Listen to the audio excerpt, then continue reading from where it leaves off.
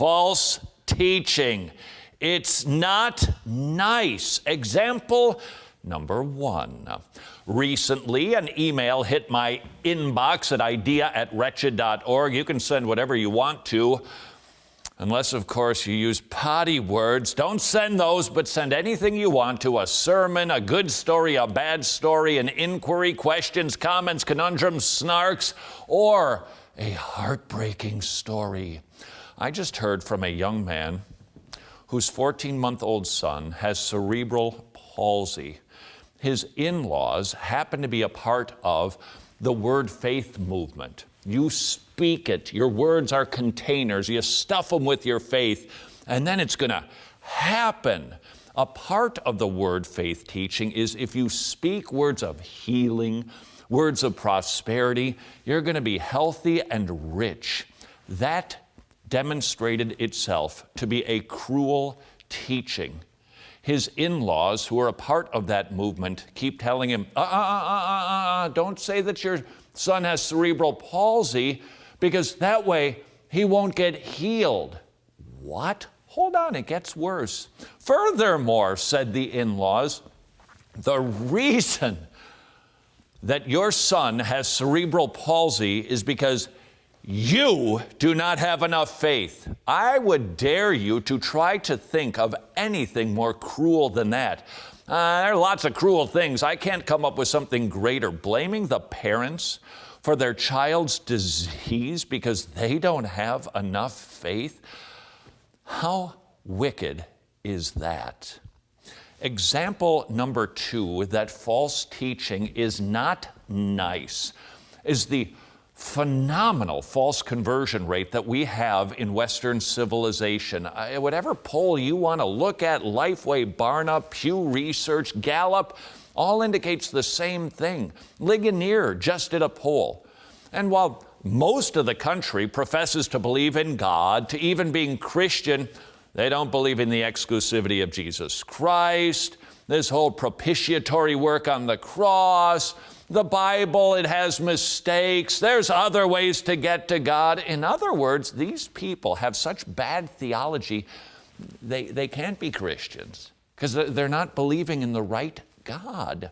If you think that is a wee bit on the harsh side, consider Jesus' teaching. He blasted this point home. Luke 14, he talks about a parable, a story that is the key to understanding all of the other parables. All of them.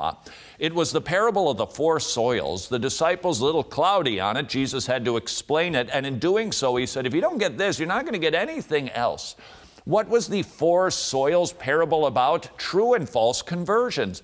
Seed gets scattered on different types of soils, and because of the cares of the world, sometimes it springs up with joy, but then it withers under the scorching heat of peer pressure, being ostracized, persecution. The seed falls away. But then there's a 4th soil where the seed gets implanted. The roots go down deep, unlike with the other soils, and it produces fruit 30, 60, and 100-fold. In other words, the first 3 that heard the gospel appeared to respond in some sort of profession of faith, weren't actually saved. It was only the 4th soil.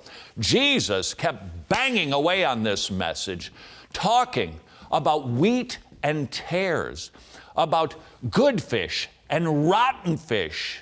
And later he talks about wise virgins and foolish virgins. He talked about false conversions a lot, and we are seeing the evangelical church littered with false converts because of bad theology.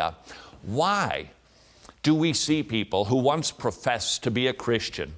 Let's just say maybe they wrote worship music that was very popular and had multiple albums and were well loved for their beautiful things, their music that they produced. They were evangelical celebrities. Recently, they came out of the closet and said, on second thought, we're actually atheists now. What just happened?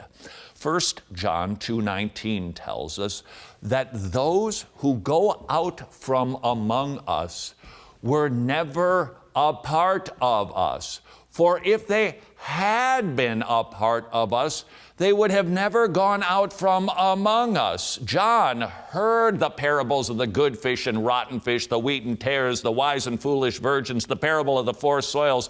And he was explaining to us, people who make a profession of faith and then backslide into oblivion were never saved in the first place.